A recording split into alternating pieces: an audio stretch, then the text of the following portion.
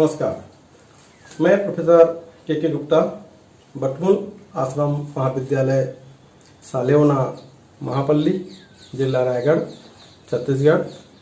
आज का विषय है निशस्त्रीकरण। यह जो विषय है निशस्त्रीकरण, ये राजनीति विज्ञान के बीए अंतिम वर्ष, साथ ही साथ एमए राजनीति शास्त्र के द्वितीय सेमेस्टर के लिए लाभदायक होगा, क्योंकि दोनों को सिलेबस में ये निशस्त्रीकरण दिया गया है। अतः मैं दोनों कक्षाओं को देखते हुए इस निशस्त्रीकरण के बारे में यहाँ पे कुछ जानकारियाँ दूंगा, जो राजनीति विज्ञान के विद्यार्थियों के लिए बहुत ही अच्छा हो।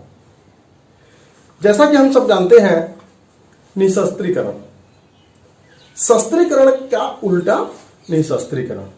शस्त्रीकरण यानी अस्त्र शस्त्र के होड़ लगा लेते हैं। हर राज्य अस्त्र शस्त्र बनाने में हमेशा प्रयत्नशील रहता है, बस उसको कमी लाना या उसमें कटौती करना ही निशस्त्रीकरण कहलाता है। हमारे युग के सर्व प्रमुख उद्देश्य शांति, सुरक्षा और विकास है। भारत की नीति भी यही है, शांति, सुरक्षा और विकास की नीति। इनके साथ साथ विश्व के अनेक राज्यों का प्रधान इच्छाएं भी यही है। अधिकतर राज्य विश्व में शांति, अपने राज्य का विकास और अपने राज्य की सुरक्षा चाहते हैं। इसीलिए युद्ध एवं शस्त्रीकरण अपनी पूर्ण विनाशक शक्ति के कारण मानवता के सबसे खतरनाक शत्रु माने जाते हैं। अगर अस्त्र शस्त्र होगा तो युद्ध होने की संभावनाएं बनी रहती है, इसलिए इसको मानवता के लिए खतरनाक शत्रु माना जाता है। इसीलिए शस्त्रों को सीमित करके युद्ध की संभावनाओं को कम किया जा सकता है। शस्त्रों को सीमित करके या उसको नियंत्रित करके होने वाले युद्ध को टाला जा सकता है या उनकी संभावनाओं को निश्चित रूप से कम किया जा सकता है। इसलिए अंतर्राष्ट्रीय स्तर पर निशस्त्रीकरण एवं शस्त्रों के नियंत्रण के लिए निरंतर प्रयास जारी है। निरंतर प्रयास अनेक राज्यों के द्वारा किया जा रहा है। और हमारी जो अंतर्राष्ट्रीय राजनीति एवं उसके जो संबंध है, अंतर्राष्ट्रीय राजनीति एवं संबंधों में आज मूल लक्ष्य यही दिखता है कि युद्ध के संभावनाओं को किस तरह से हम समाप्त कर सकते हैं या उसमें सीमित कर सकते हैं। इसके लिए निशस्त्रीकरण एवं शस्त्र नियंत्रण ही एक सर्वाधिक आदर्श और कारगर उपाय अपने को दिखाई देते हैं। तो हम सर्वप्रथम यहाँ पे देखते हैं अंतर्राष्ट्रीय निशस्त्रीकरण का अर्थ एवं परिभाषाएं। जैसा कि मैंने पहले ही बताया कि निशस्त्रीकरण यानी कि उसमें अस्त्र शस्त्र की कटौती या उसमें सीमित करना होता है। व्यवहार में इसे एक और सारे शस्त्रों का समाप्तिकरण भी माना जा सकता है। अगर विश्व में जितने भी अस्त्र शस्त्र हैं सबकी समाप्ति हो जाती है तो यह एक निशस्त्रीकरण कहा जा सकता है। या दूसरी ओर ऐसे शस्त्रों का परिसीमन या नियंत्रण करना जो पूर्णतः विनाशक क्षमता रखते हैं। ऐसे अस्त्र शस्त्र जिससे बहुत ज्यादा विनाशक होने की संभावनाएं होती है, उन अस्त्र शस्त्रों का सीमन या परिसीमन या उसकी समाप्ति करना या उस पर नियंत्रण करना ही निशस्त्रीकरण कहलाता है। अब देखते हैं इसकी परिभाषाएं। सर्वप्रथम मार्गेंथाउ के अनुसार, मार्गेंथाउ महोदय ने निशस्त्रीकरण के संबंध में कहा है कि निशस्त्रीकरण सभी या कुछ शस्त्रों में कमी लाना या उन्हें पूर्णतः समाप्त करना है ताकि शस्त्र प्रतियोगिता समाप्त हो सके। सही बात है। अगर हम निशस्त्रीकरण के या शस्त्रों में कमी लाते हैं या उसको पूर्ण रूप से समाप्त कर देते हैं तो शस्त्र प्रतियोगिता ऐसे ही समाप्त हो जाती है। यही बात है मार्गेंथाउ महोदय ने अपने को कहा है, इस परिभाषाओं में दिया है। दूसरा एक परिभाषा है स्लीचर के अनुसार। स्लीचर महोदय ने कहा है कि शाब्दिक रूप में निशस्त्रीकरण ऐसी सामग्री या मानवीय संसाधनों को सीमित या समाप्त करना है जो कि भौतिक विध्वंस में प्रयुक्त होते हैं। परंतु आज निशस्त्रीकरण का अर्थ यह हो गया है कि कोई भी ऐसा कार्य जिससे दो या अधिक राज्यों के ऐच्छिक समझौतों से विध्वंस के संसाधनों को घटाया या नियंत्रित किया जा सकता है या समाप्त भी किया जा सकता है। और एक परिभाषा है एथर्टर्न का।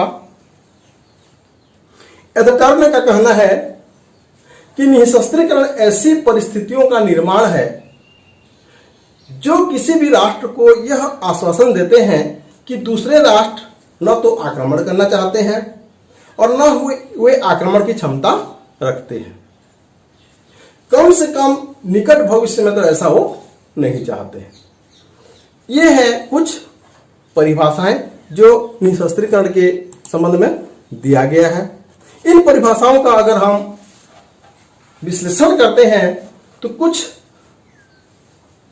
क्षेत्र में उपयोग लाने वाले शब्दावलियों को यहां पे समावेश भी हम कर सकते हैं इन परिभाषाओं के आधार पर। जैसे पहला है सामान्य निशस्त्रीकरण।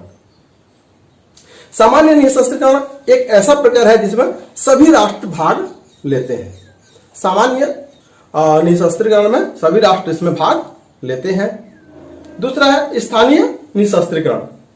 इसमें थोड़े से एक क्षेत्र विशेष के राष्ट्रों के द्वारा भाग लिया जाता है या उनके द्वारा अपनाया जाता है। तीसरा है मात्रात्मक निशस्त्रीकरण। यह सभी प्रकार या अधिकांश प्रकार के शस्त्रों में कमी लाना है।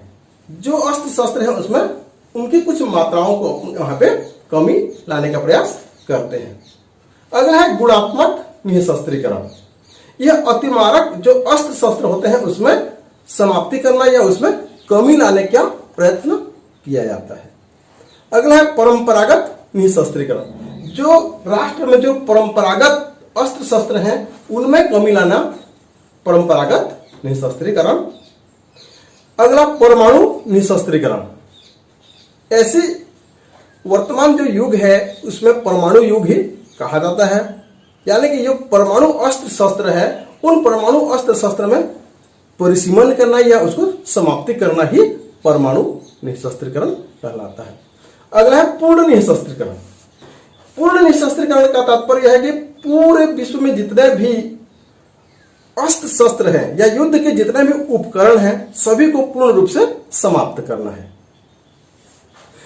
और लास्ट हम कह सकते हैं इसमें शस्त्र नियंत्रण। इसका तात्पर्य विशेष प्रकार के जो शस्त्रास्त्र है उसमें कमी लाना होता है। अब हम यहां पे देखते हैं निशस्त्रीकरण का औचित्य। क्या औचित्य है निशस्त्रीकरण का? हम निशस्त्रीकरण क्यों चाहते हैं? इसका क्या औचित्य है? निशस्त्रीकरण को अनेक सिद्धांतों के आधार पर औचित्यपूर्ण एवं मानव के हितकारी ठहराया जा सकता है। निशस्त्रीकरण अगर होती है तो उसमें मानव का हित ही होगा, क्योंकि निशस्त्रीकरण से युद्ध की संभावनाएं लगभग या पूर्ण रूप से समाप्त हो जाती है। और युद्ध न हो तो मानव का हित या उसमें शांति होगी तो सुरक्षा होगा, सुरक्षा होगा तो राज्य का अपने आप विकास होगा। तो हम पहले देखते हैं इसका क्या औचित्य है। पहला औचित्य है शांति सिद्धांत। अनेक लोगों का यह मत है कि अगर शस्त्र का जो प्रतियोगिता है उसी शस्त्र प्रतियोगिताओं के माध्यम से ही युद्ध का जन्म होता है। अगर हम अस्त्र शस्त्र का निर्माण ही न करें तो युद्ध की संभावनाएं होगी ही नहीं। अतः युद्ध नहीं होगी तो वहां पे शांति स्थापना होगी। दूसरा है निशस्त्रीकरण का आर्थिक सिद्धांत। हम सब जानते हैं कि अगर निशस्त्रीकरण होगा तो राज्यों के जो आर्थिक व्यवस्था है उसमें थोड़ा सा विकास परिलक्षित होगी, क्योंकि अस्त्र शस्त्र के जो निर्माण में राज्यों के द्वारा जितना खर्चा किया जा रहा है उन पैसे को हम विकास की धारा में लगा सकते हैं।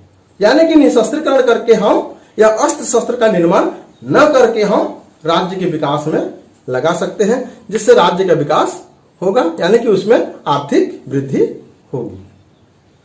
निशस्त्रीकरण का नैतिक सिद्धांत, युद्ध एक अनैतिक कार्य है या युद्ध एक बुराई है, युद्ध की सामग्री भी बुराई है, अतः इसका बहिष्कार करना आवश्यक है। यह तर्क वास्तव में शांति सिद्धांत का ही एक परिमार्जित रूप कहा जा सकता है, क्योंकि जो युद्ध होता है वह नैतिकता का या नैतिकता के विरुद्ध होती है। इसीलिए हम निशस्त्रीकरण चाहते हैं। अब यहां पे देखते हैं निशस्त्रीकरण का विकास या इतिहास। यहां पर निशस्त्रीकरण के विकास या इतिहास में निशस्त्रीकरण और संयुक्त राष्ट्र दोनों की भूमिका और प्रयास 1947 से 1980 तक के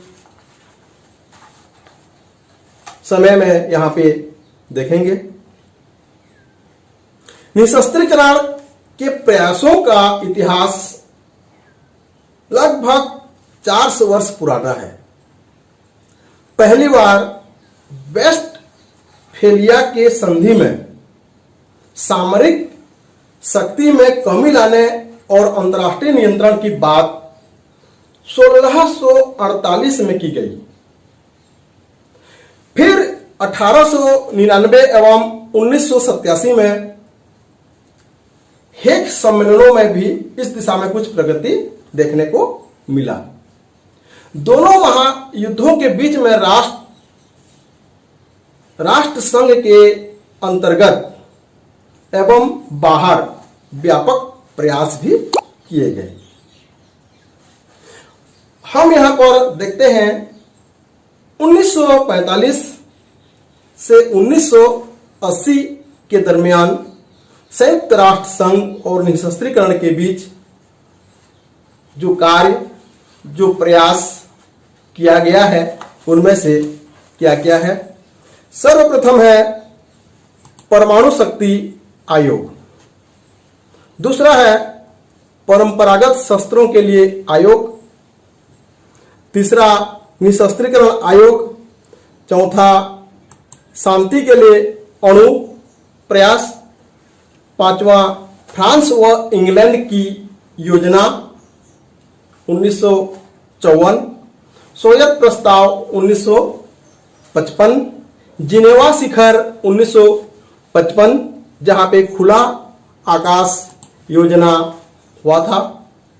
अगला सामान्य सभा के समक्ष प्रस्ताव 1957, परमाणु परीक्षण निषेध 1958, 10 राष्ट्रों का निशस्त्रीकरण सम्मेलन 1960, 18 राष्ट्रों का निशस्त्रीकरण सम्मेलन 1962, आंशिक परीक्षण निषेध संधि 1963, जॉनसन योजना 1966, बाह्य अंतरिक्ष संधि 1967, परमाणु अप्रसार संधि 1968, समुद्र तल संधि 1971, जैविक अस्त्र समझौता 1972, सामरिक शस्त्र परिसीमन वार्ता 1968,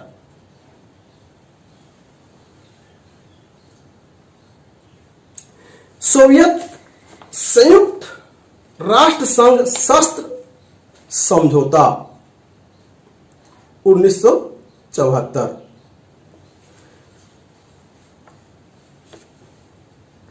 हेलसिंकी सम्मेलन 1975, संयुक्त राष्ट्र संघ का निशस्त्रीकरण सम्मेलन 1978, ब्रेज-रेन कार्टर समझौता जिसको साल्ट सेकेंड भी कहा जाता है, वो 1979। ये है 1945 से लेकर 1980 तक संयुक्त राष्ट्र संघ और निशस्त्रीकरण के बीच जो प्रयास हुए हैं। धन्यवाद।